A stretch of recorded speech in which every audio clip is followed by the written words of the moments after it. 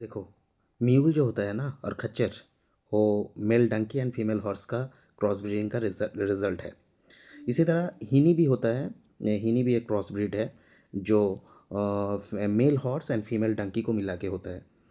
और ये म्यूल जो होता है ना, ये बहुत यूज़फुल होता है, क्योंकि अगर हिली रीजन में तुम जाओगे, हॉर्स को लेके जाओगे, तो हॉर्स एग्रेसिव होता है, कभी कभी पगला जाते हैं। तो वो अगर पगला गए तो वो क्या होगा, वो वैली में गिर सकता है। लेकिन म्यूल जो होता है ना, बहुत काम नेचर का होता है। उसको अगर मारोगे ना तो भी वो एक जगह में खड़ा रह के मार खाएगा। तो इसीलिए ज़्यादातर यूज़फुल होता है म्यूल। और ये क्रॉस ब्रीडिंग, इस तरह का क्रॉस ब्रीडिंग सीप और गोट में भी दिखा जा सकता है। सीप, मेल सीप और फीमेल गोट को मिला के होता है सॉट, और मेल गोट और फीमेल सीप को मिला के होता है गेट।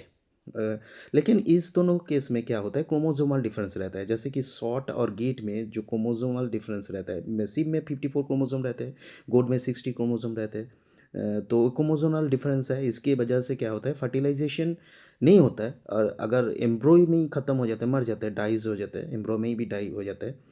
और हॉर्स एंड डंकी के केस में ना, हॉर्स में भी 64 क्रोमोसोम है, डंकी में भी 62 क्रोमोसोम है। इसका जो हाइब्रिड मिलता है, बनता है इन दोनों को मिला के, म्यूल और हिनीज, उसमें 63 क्रोमोसोम रहते हैं।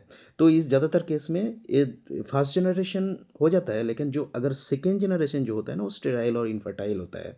मतलब दो म्यूल को अगर तुम क्रॉसब्रीड फिर ब्रीडिंग, म्यूल से अगर ब्रीडिंग करना चाहोगे तो नहीं होगा।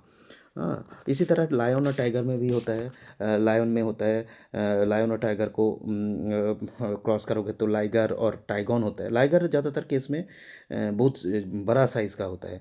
यहाँ पे में ना जेनेटिक जो जो क्रोमोसोमल कॉम्पेटिबल होता है।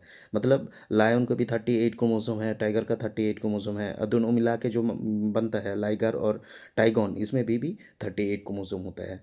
तो ये लार्ज साइज का होता है। और ये भी फर्टाइल नहीं होता, इनफर्टाइल होता है। फर्टिलाइजेशन, नेक्स्ट जनरेशन फर्टिलाइजेशन नहीं होता है। बट बहुत रेयर केस में देखा गया है कि कभी कभी फर्टिलाइजेशन हो जाता है।